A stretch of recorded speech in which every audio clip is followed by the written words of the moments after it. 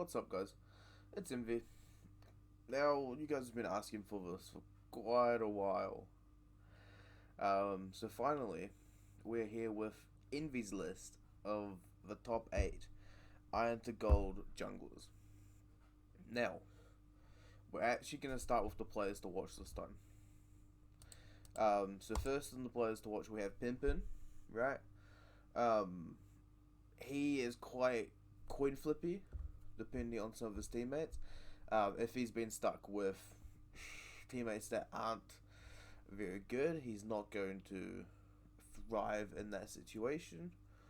I think the same can be said for Shuri, who will sometimes phone in the games. Sorry, buddy, but it's true.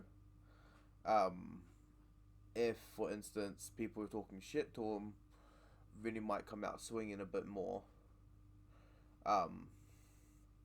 Right, and then we've got Too Bored to Smite, who I think, I don't really know too much about him, right? But he finished Plat 3. I know he was on the QUT Iron to Plat team, and I believe he played on the Iron to Gold team when they were around. So he's just a name to look out for.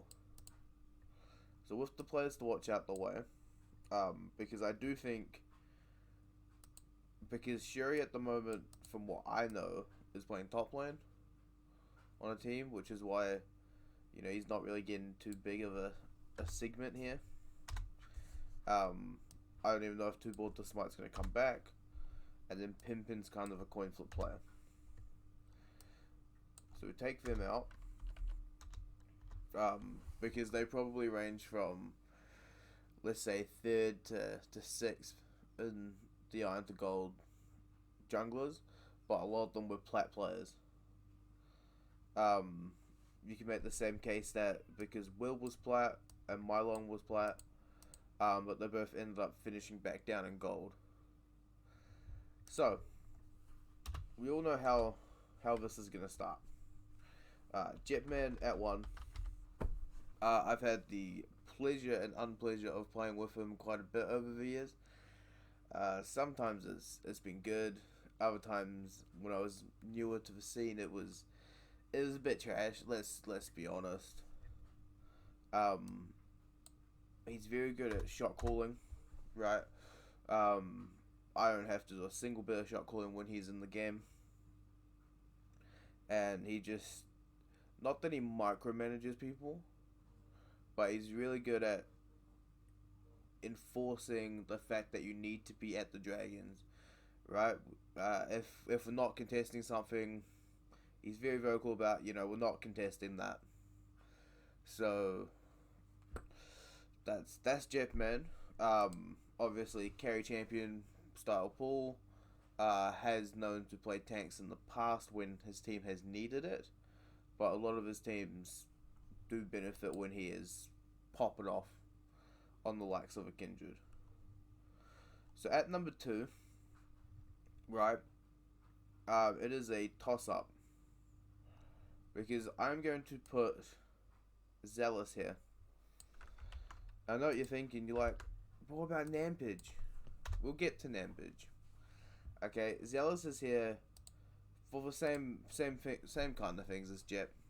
He's very vocal in the game, because I've played with practically every single one of these junglers before, outside of maybe one. But Zealous is very vocal inside the game. The issue I have with him is obviously his horrible ass internet, which is a running meme at this point. But the other thing which is a problem is he seems to have a very limited champion pool, that ranges Lee Sin and only Lee Sin. So at that point it's very hard to range him above Jep when I know Jep's champion pool goes like 10 champions deep, right? Where Zealous might only go like 2 or 3, and I don't even think he plays them to the same level Jep plays his. So in the 3rd spot, now a lot of these junglers, they now have glaring weaknesses. So what we're gonna do is in the third spot is going to be Nampage. Now, his weakness, and I'm going to be honest about this, is he trolls the game too much. Right? I think, a focused Nampage, or even a not trolling Nampage, easily takes the number 2 spot. Right? But all I can think of is either when he's trolling the games, right? And I can think of a lot of times where he's trolling games, and I can't really think of too many times where he's popped off and carried. There's like one Trundle game recently, but that wasn't even into me. I think that was into Tier Knights, is what they're now branded as. But if he knuckled down, stop doing the griefing stuff, he very easily could be contesting Jet, or even maybe just like at a 1.5, 1A 1B kind of situation.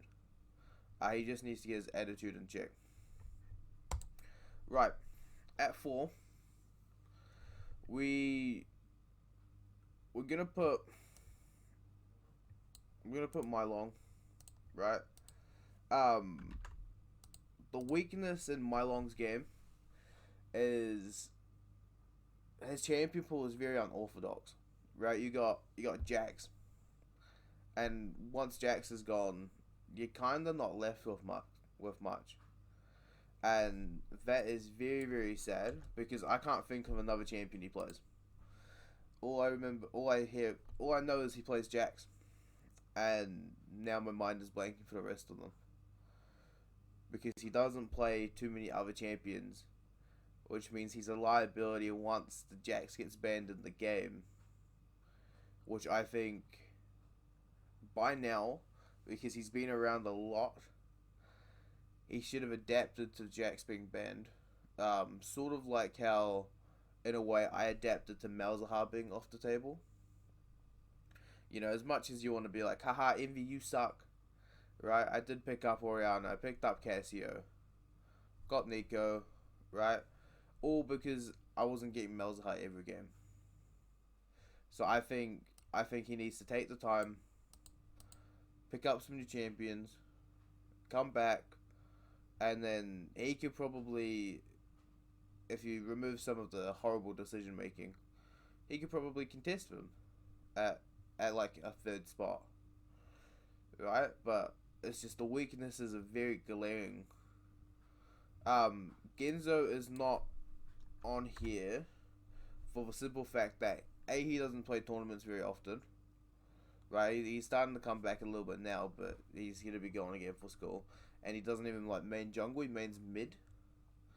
And then the same with Beerus. Beerus only plays every now and again.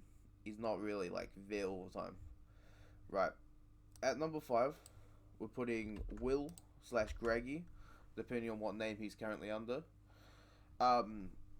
He's on 5 because of the fact that he has the same issues Mylong does. Because all I'm thinking of right now is Skana, right? He's picked up Gragas, I guess by the fact his name is now Greggy. And I did see him playing a fair bit of Gragas. But you can't be playing very limited champion pools. Not anymore. Unless your team is good enough to take bans. For instance, when I was playing with Team Tristana the other day, my ADK was good enough to soak Kai'Sa bans, or my jungler was soaking Lee Sin bans, which means I don't actually have to have as many champions as if I was soaking triple ban at the start of the game and pick ban. That's just my personal opinion on that. But I do think the champion pool needs to be a bit updated, a bit modernized. And if you do turn around and say, well, I can play these champions, I've never seen them. or I'm mind blanking. Maybe there's like a Hecarim game or two, but I haven't really seen too much from him. At 6, we're gonna go Berserker Fury. Now, we're gonna go Berserker Fury because I do think, and I'm really sorry about this, my man, he coin flips the game. I know a lot of his teammates are now for fun players. When you go like Taco Shuriken and Creamy and that kind of stuff, they're no longer the juggernaut that they used to be when you had to play them. So Bronze League used to be feared in a way, which they no longer are, because it used to be fuck, we have to play with Bronze League. It's like fuck, we have to play Team Tristana, or we have to play Carney Alpha. It's just that mystique is gone from them. And I think Berserker Fury is one of the more consistent players, but I do think because of some of the other players not borderline trolling, but just like vibing a bit more, it's hurt his perception from other players, including my own. So I'm really intrigued to see whether or not he can get his mojo back, so to speak, or whether or not they stay at, like the 8th team or whatnot. I'm going to get crucified for saying that, by the way. At 7, we're going to put Surge. Right. Now, Surge has been around for a very long time. I've had the pleasure of talking to him, not awfully a lot, right? But in the past, he's had a passive playstyle, and when he used to play with a mid laner by the name of Frostbreak, the mid laner played too aggressive, and the jungle was playing too passive, right?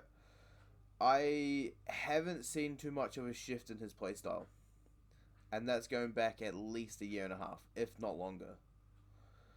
Right, he's still playing a lot of Sejuani. I think he's picked up Olaf now, but I would have loved to have seen maybe a change in styles from him, or even just a little bit more like aggression in the early game, because we used to pick apart Frostbreak because his jungler was playing so passive.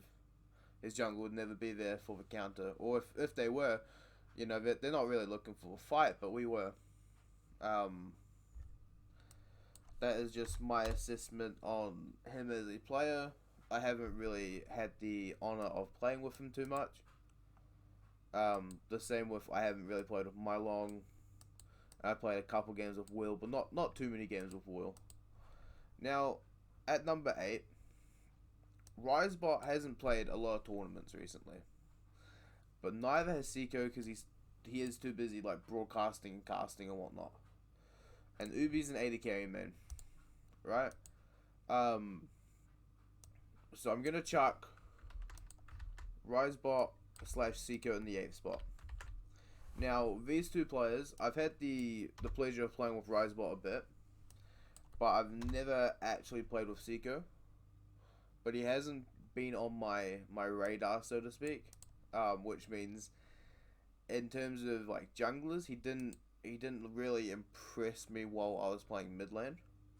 Whereas Risebot, I kind of know he's gonna, I remember him playing Karthus, and even though he has a guy on the team called KS and Karthus, he was playing some Karthus games. I believe Seiko's more of like the tank style of player.